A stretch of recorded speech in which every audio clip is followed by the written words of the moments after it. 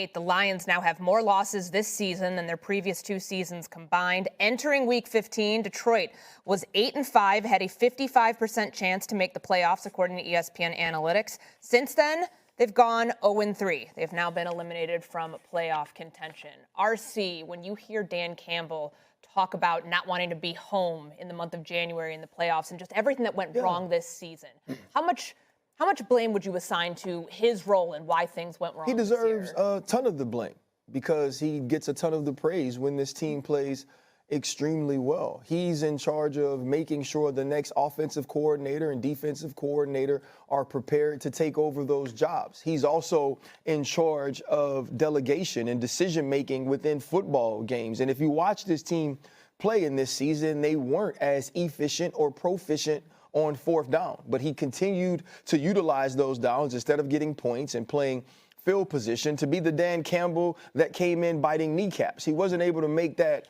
adjustment. And so I think going into this offseason, he'll look at the fact that he lost a lot of key players that helped this team win football games. But he also look at himself and say, I had an inability to adjust, and in not adjusting, I hurt my football team. And I had an inability to prepare, and in not preparing, I hurt my football team going into the next step of their evolution. Playoff chances ended with a 23-10 loss to the Vikes. Sorry. The Lions entered the season with the 5th best odds to make the playoffs, but now have dropped 4 of their past 5. Goff was sacked 5 times. The Vikings defense forced 5 turnovers by him, 2 interceptions, 3 fumbles. Again, Goff had 5. Remember, in the divisional game against the Washington Commanders, he had 5. He had 5 today, and Jameer Gibbs fumbled. So they had 6 turnovers. Entering tonight, Ocho, they only had turned the ball over 8 times. All season. The fewest in NFL. With the loss, Detroit has now lost more than the previous 2 seasons combined. And Dan Campbell won't run away from retooling the roster in the offseason, wherever it's necessary. But, hey, I think we need to talk about something. We need to have a real conversation.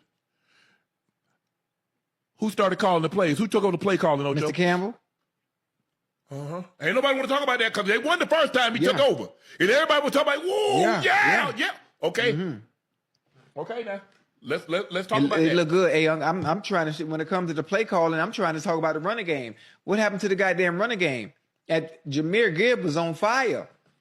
Week to week. I'm talking about back-to-back weeks. He was putting up crazy numbers, hitting his head off the goalpost from way out there in the field. Then all of a sudden, the past, 4-5 weeks, the running game has been abysmal. It's somewhat disappeared. I'm not sure what's going on with the goddamn offensive line. What the hell is wrong with the goddamn center? He forgot how to snap the goddamn ball. Yeah, and your left tackle, you got Skipper playing at left tackle when really he's a swing lineman. He comes in, Ocho, he always reporting, rubbing himself, letting the officials know that he's eligible. He's not a guy. No. Unfortunately, Ocho,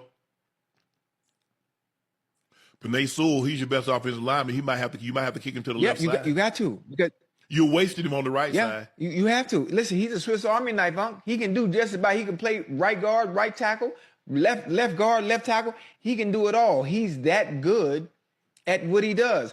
And the fact that, goddamn Brosmer was 9 for 16 for 51 yards.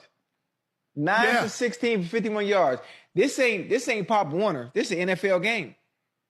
This is the chat. This is the NFL game. The stats for a starting quarterback. He's a backup, but he was started tonight in a real game. In a real game where you got one of the top 3 receivers in the NFL on your team, in Justin Jefferson. With another great duo right alongside him in Jordan Addison. Like, is the quarterback play that bad? Is there a development problem when it comes to quarterbacks in the NFL for you to have one of the, I'm talking about, with your eyes closed, I can get the ball to goddamn Justin Jefferson. What are we talking about? He got to be frustrated. I know a lot of people be like, man, y'all should have seen a compilation of videos, a couple videos about how the media, Shannon Sharp, ESPN is turning on Dan Campbell and say, well, Dan Campbell's play calling has cost the Detroit Lions this, that, and the third. Okay. I'm a firm believer. If you was winning that way, you was winning that way. You know what I'm saying? Like, I ain't switching up, and that's what people do. When it seems like what you're doing, you're going to go through a point when you start creating shit, and it look like it's working, and then you got to pivot, or you got to make a pivot. You got to reconstruct, or you got to make an adjustment. Okay, and it looked like, man, he ain't as hot as he used to be, or this ain't working like he thought. You just got to make an adjustment, and you make an adjustment. But everybody, before you made that adjustment, wrote you off. Oh man, they not this, they not this, they terrible. They doing Dan Campbell. Be who you are. If you're gonna be aggressive, be aggressive. If you're gonna do some self-assessing, and you're gonna say, okay, I should be less aggressive here, that's fine. They've been 100% successful with his coaching style. But in order to have something to talk about, it's his fault. Bro, look at the injuries. Now, it could be his fault for a totally different reason. It could be his fault because they practicing too hard. But it ain't how you managing the game. People can say, well, he left points on the board. When they was 15-2, they did it. When they came back his second year, they did it. You know what I'm saying? I don't have a problem with being aggressive. It's funny how you can be beta or soft or less aggressive and lose and play it safe, and don't nobody got a problem with you playing it safe. They don't really hear people say, oh, you should have been more great. Every now and again in past tense, they say shit like that. You know what I mean? In past tense, they say, oh, he should have been more aggressive. He should have did it. Oh, he should have went for it. He shouldn't have kicked the field goal. They say should have passed. In the moment, be who you are. I would just say the biggest issue with the Detroit Lions is injuries. If he's helping handpick these guys that had career-ending, who had season-ending injuries or came into Detroit broken up and had, a lot of injuries in college, and you're handpicking him, you're responsible for that aspect of it, okay? You're responsible for that aspect of it. If you, are doing too much hitting in practice, like Avonte Maddox said, they do too much hitting in practice, and that's probably why you're responsible for that. But the way he calling the game, I have no issue with it, because the way these field goal kickers is missing, I didn't see the Lions lose games because of the punter we had at the time, Sam Martin. You can lose being beta, you can lose being aggressive, lose being who you believe in. You feel what I'm saying? Lose being who you believe in. All that other shit, only blame I put on him for them losing. If he is practicing too hard, they doing too much hitting in practice, and for the last 5 years, they've been injured doing that hitting. And B, if you help picking those injury-prone players, that's it. That's it. All that, he's too aggressive. Y'all liked it when it was working. Y'all like the shit. He's being aggressive because he got up-team injuries on defense. So at some point, they got to say, hey, man, I know I sound really redundant.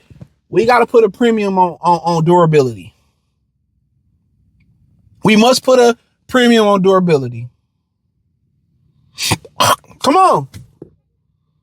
At some point, when are we going to get there when y'all going to point the finger at them continually drafting these players that can't stay healthy? Are they practicing too hard? All that surface shit, the ESPN, they only watching the surface of it. Every year that they've been here, Brad Holmes and Dan Campbell been here, it's been injuries. Why they haven't won a Super Bowl? Injuries. Why they started off 3 and whatever? It was injuries. They getting guys like DJ Reader coming off a tearing his other quad. You drafting guys like Ennis Rackstar who had a major injury in college. You drafting Josh Pascal who had a major injuries in college and was injured in the offseason before you drafted him. Anzarike, major back injury and didn't even play his last year in college. What are we doing? What are we doing? Drafted F.A. Melifano, phenomenal player, can't never stay healthy. Terrion Arnold, Mr. Glass. Aiden Hutchinson, he had a major injury in college. This ain't his favorite first major injury. What are we talking about? What are we talking about?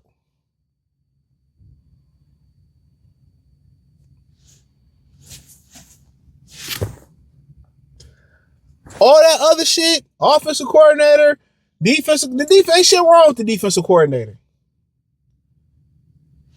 The fuck you want me to do? Both safeties out. Starting corner's been out. 2 of your potential starting defensive linemen out. Lee McNeil was out already. Anzarike was out already. Josh Pascal was out already. Marcus Davenport went out. That's 4 people on your defensive line. Makai Wingo never sniffs the field. That's 5 guys in your rotation that's out. Pat O'Connor went down. 6. What the fuck y'all want him to do? Aaron Glenn was going through the same thing, bro. Y'all was complaining about him. That's my thing about it. The real problem, past Jared Goff, past you, whatever y'all want to say, being aggressive, the real problem is the injuries. And whoever in that room making the final decision on all these broken up players you bringing into this organization, that's who far their lies on. Not Jared Goff per se, not if it's not Dan Campbell making the final decisions, it falls on Brad Holmes or whoever making that final decision. That's who it falls on. ESPN and Shannon Sharp giving a casual take. For 5 straight years, it's been injuries from Tyrell Williams and speeding up and drafting Trinity Benson. And that's another thing. Brad Holmes giving up capital for motherfuckers that don't do nothing. Trinity Benson. Manu Giovanni started 1 start at left tackle, got injured versus Cincinnati. All right. Sonoy Vaki, he ain't rushed up shit. He ain't did nothing. For a special teams player, Isaac Tesla, you kept Tim Patrick off and refused to use Isaac Tesla. Didn't use J-Mo the first half of the season. What are we talking about? Pay Dave Montgomery. Oh, let's not run him no more. What are we talking about, bro? That's all I had to say. Hit the link description. First link, hit the link tree. Find me everywhere there. Detroit Lions Talk playlist. Peace.